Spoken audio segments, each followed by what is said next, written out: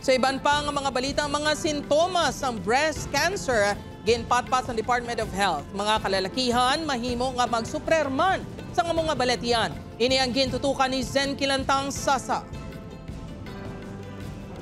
Sa pagdumdum sang Breast Cancer Awareness Month subong nga Oktubre, ginapahanumdom sang Department of Health ang publiko nga mangin mahinalungon sa kaugalingon kag masami nga magpatigayon sang monthly self-examination.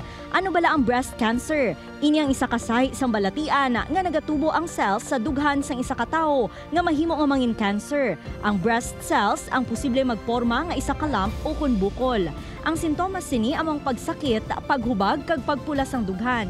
Ang maayong nga balita, mahimo nga maka-avail ang publiko sang libre nga serbisyo pareho sang konsultasyon, biopsy, chemotherapy, radiation kag iban pa.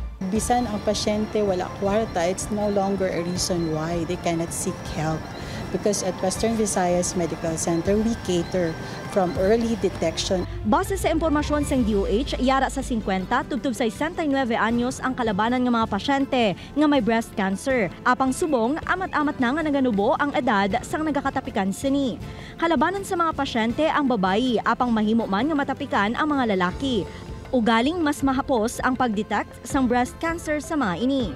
Sa amon, siguro in a year, we encounter like 1 or 2. And for the manifestation, it's the same. So, may bukol, tapos isa may diriman. So, I don't know, sa males, I guess, do mas ma-detect na kay flat man na. Upod kay Hans Desierto, Zen Kilantang Sasa, One Western Visayas.